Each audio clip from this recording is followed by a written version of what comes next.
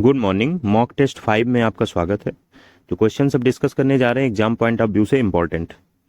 पहला क्वेश्चन है, with which of the following oceans would you associate the ring of fire. Ring of fire एक belt है Pacific ocean के इर्द गिर्द, जिसमें आपके एक्टिव वोल्केनोज रहते हैं और जो मोस्ट एक्टिव वोल्केनोज होते हैं वो रहते हैं। तो ये ring of fire Pacific ocean के चारों तरफ रहती है। तो करेक्ट ऑप्शन हो जाएगा पैसिफिक ओशियन। पैसिफिक ओशियन में नॉर्थ और साउथ पैसिफिक ओशियन होते हैं और ये सबसे डीपेस्ट और largest ocean in the world है। तो करेक्ट ऑप्शन सी पार्ट होगा। अगला क्वेश्चन है, to which group of organic molecules does monosaccharides belongs. Monosaccharides किससे बिलोंग करते हैं? न्यूक्लिक एसिड से, प्रोटीन से, लिपिड से, कार्बोहाइड्रेट से। मोनोसैकेराइड्स जो होते हैं ये शुगर से रिलेट करते हैं और ये कार्बोहाइड्रेट्स के ग्रुप से बिलोंग करते हैं। तो करेक्ट ऑप्शन डी पार्ट होगा। अगला क्वेश्चन है, how many mandals are there in the Rigveda. Rigveda में कितने मंडल हैं? तो 10 मंडल हैं और 1028 सूक्त हैं। तो करेक्ट ऑप्शन यहाँ पे ए पार्ट होगा। अगला क्वेश्चन है, spherical form of rain drop is due to. Rain drop की स्फेरिकल फॉर्म किस वजह से होती है? Density of liquid, surface tension, atmospheric pressure, gravitational force. Spherical form of rain drop होती है, मिनिमम एरिया को करते हैं सरफेस टेंशन की वजह से। तो बी पार्ट। नेक्स्ट क्वेश्चन है, is made of lower density felsic rocks such as andesite and granite, और बेसाल्ट भी आ जाता है। तो ये कॉन्टिनेंटल क्रस्ट बना होता है लोअर डेंसिटी फेल्सिक रॉक्स, जैसे एंडेसाइट है, ग्रेनाइट है, बेसाल्ट है। तो करेक्ट ऑप्शन होगा कॉन्टिनेंटल क्रस्ट। अगला क्वेश्चन है, the term back stick is used in which of the following games और स्पोर्ट्स। जो ये हॉकी बनी होती है इस तरीके से होती है, यहाँ से हम बॉल को ले जाते हैं गोल तक।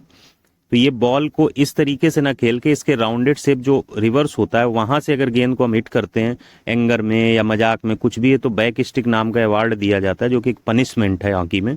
तो इस प्रकार से करेक्ट ऑप्शन बी पार्ट होगा। अगला क्वेश्चन है, match list 1 with list 2, choose the correct answer.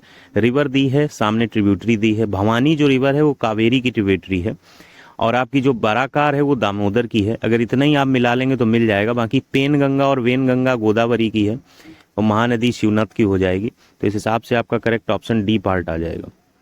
अगला क्वेश्चन है, गांधी जी ने एक स्पीच डिलीवर की थी डू और डाई, ये कब डिलीवर की थी?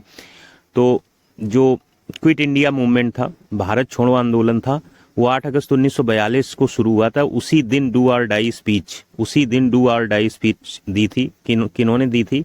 महात्मा गांधी ने दी थी। करो या मरो की बात कही थी उन्होंने। क्विट इंडिया मूवमेंट 8 अगस्त 1942। तो करेक्ट ऑप्शन डी पार्ट होगा। अगला क्वेश्चन है, the break down plan in 1946 for transfer of power to India had been proposed by. कि भैया ये दे दिए जाए, पावर इंडिया को दे दी जाए, हम लोग यहाँ से निकल लेते हैं। ये बात वायसराय लॉर्ड वावेल को द्वारा कही गई थी। करेक्ट ऑप्शन सी पार्ट होगा। अगला क्वेश्चन है, which of the following is not a fundamental duty under the Indian constitution. Option है, protection of public property and renunciation of violence. Correct है। To honour and protect the rich heritage of our mixed culture, सही है। To develop scientific temper humanism, ये भी सही है। Providing 1/3 reservation, ये fundamental duty नहीं है। तो करेक्ट ऑप्शन आपका डी पार्ट हो जाएगा। अगला क्वेश्चन है, red rust disease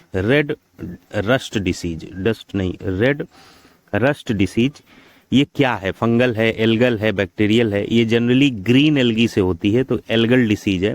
red rust disease is due to red algae, green algae, grey algae, brown algae. तब आप ग्रीन एल्गी लगाएंगे और अगर फंगल, एल्गल, बैक्टीरियल, वायरल है तो आप एल्गल लगाएंगे। तो करेक्ट ऑप्शन बी पार्ट है। अगला क्वेश्चन है, is the difference between the government's total expenditure and its total receipts excluding borrowings. Total expenditure और रिसिप्ट्स के बीच के डिफरेंस को फिस्कल डिफिसिट बोलते हैं। ये हमने पहले भी इकोनॉमी वाले में टॉप 20 क्वेश्चन में डिस्कस किया था। अगला क्वेश्चन है, the vice president of India is elected. अगर मेंबर्स ऑफ पार्लियामेंट और स्टेट असेंबलीज होंगे तो प्रेसिडेंट का चुनाव होगा। अगर members of both houses of parliament हैं तो वाइस प्रेसिडेंट का चुनाव होगा। करेक्ट ऑप्शन यहाँ पे डी पार्ट हो जाएगा। The council of minister during the time of Shivaji ji Maharaj was known as, इन्हें अष्टप्रधान बोलते थे। जिनके जिनके अष्टप्रधान में नाम होते हैं उनकी मीनिंग भी पूछी जाती है, आल्दो इसमें इतना डिटेल में मुश्किल है जो जाए।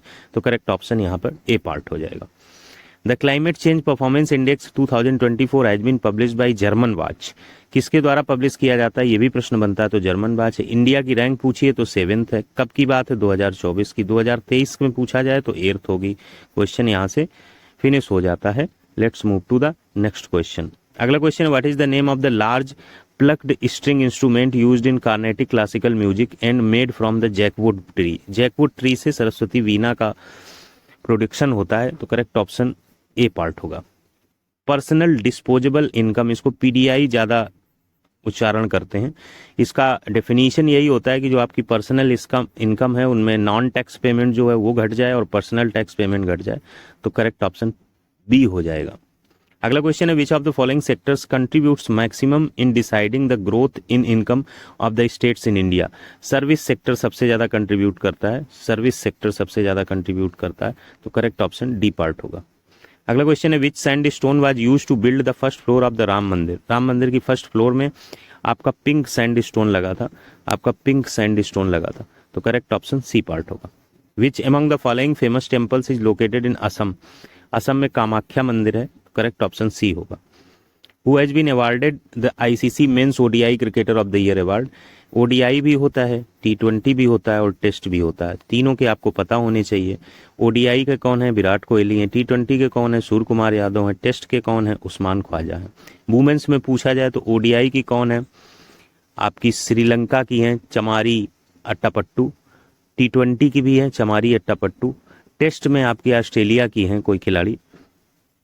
Who among the following personalities is an exponent of Kathak dance. Kathak dance की पर्सनालिटी कौन सी हैं, तो ये है प्रेरणा श्रीमल्ली ऑप्शंस में। मोनाली ठाकुर भी नहीं है, उषा उत्थप भी नहीं है और सुमन कल्याणपुर भी नहीं है, प्रेरणा श्रीमल्ली है। Which of the following is non federal feature of the Indian constitution.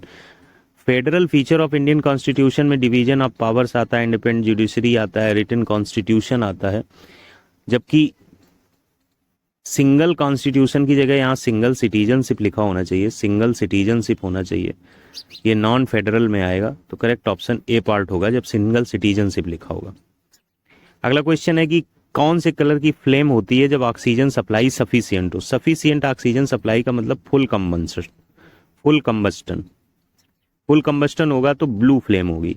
अगर ऑरेंज ग्रीन ये सिचुएशन रहती तो इसका मतलब इनकम्प्लीट कंबस्टन है, करेक्ट ऑप्शन बी पार्ट होगा, blue flame. Which of the following is also called molasses basin. Molasses basin Mizoram को बोला जाता है, करेक्ट ऑप्शन डी पार्ट होगा। विच of the following article deals with the improvement of public health under the directive principle of state policy in the Indian constitution. ये article 47 है जिसमें duty है state की कि आपकी जो लेवल है आपका हेल्थ का वो मेंटेन रखा जाए। Vijayanagar empire was founded in which of the following. Harihara Bukka के द्वारा 1336 में फाउंड किया गया था, correct option C part. Who as the chairman of the provincial constitution committee of the constitution assembly.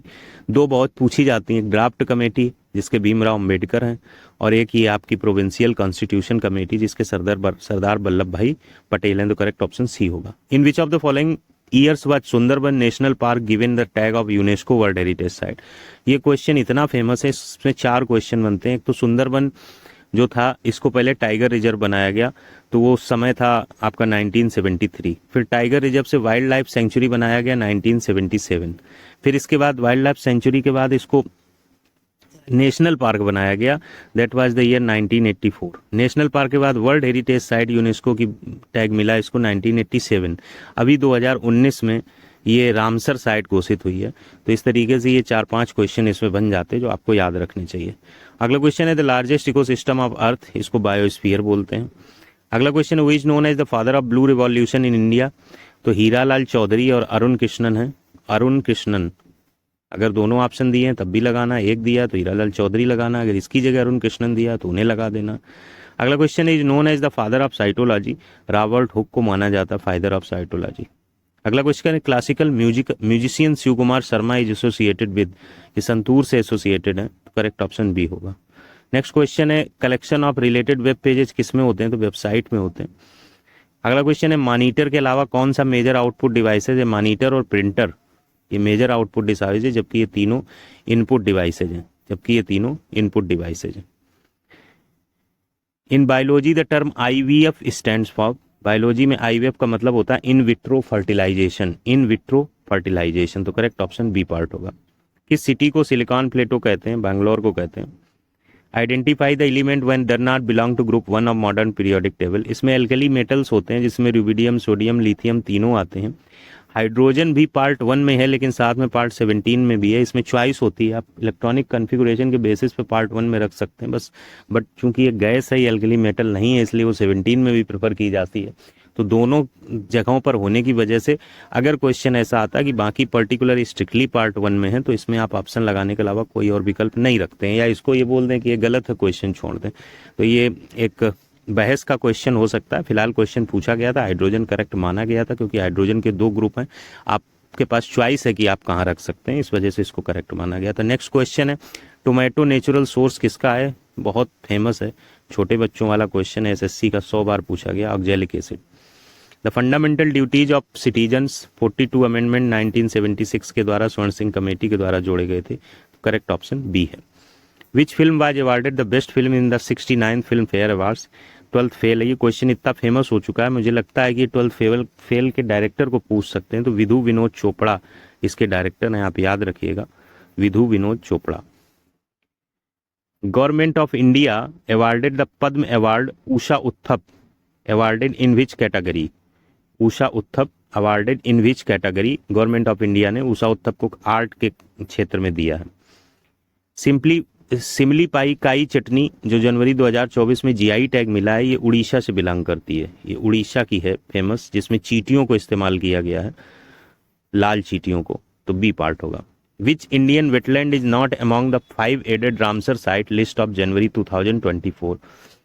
Afghani estuary, Ankasamudra bird conservation, Magadi Kere conservation, और इसके अलावा एक बर्ड कंजर्वेशन है, तमिलनाडु की 2 और हैं, नाम थोड़े टिपिकल हैं, रिमेम्बरेंस में नहीं आ रहे हैं। पुलिकट झील इसमें शामिल नहीं है, तो करेक्ट ऑप्शन सी होगा।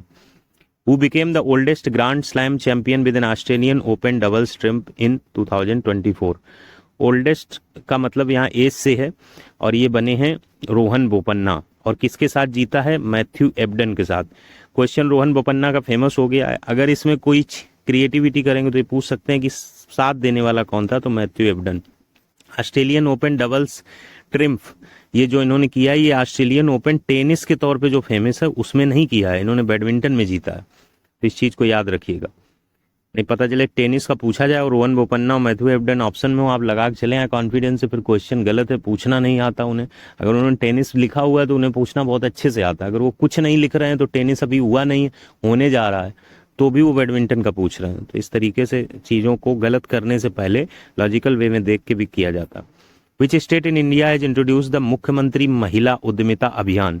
मुख्यमंत्री महिला उद्यमिता अभियान किसने चलाया? तो मध्य प्रदेश ने चलाया, सब पॉसिबली मध्य प्रदेश ने चलाया। इस क्वेश्चन को रिकॉल कर लीजिएगा, एक बार करेक्ट कर लीजिएगा।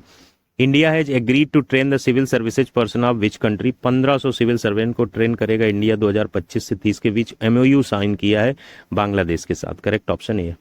Who has been appointed as the coach of the senior women's national hockey team? तो हरिंदर सिंह को ज्वाइन कराया गया, A part.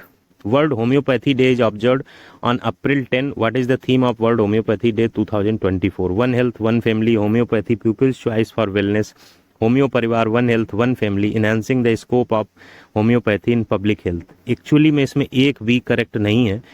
Homeo parivar, one health one family, ये 2023 की थीम है, और जनरली जब क्वेश्चन पूछा जाता है तो 2023-24 इसको लेके तमाम डिबेट होती है। जिस साल क्वेश्चन पूछा जा रहा है वो पिछले साल का ही जनरली पूछते हैं।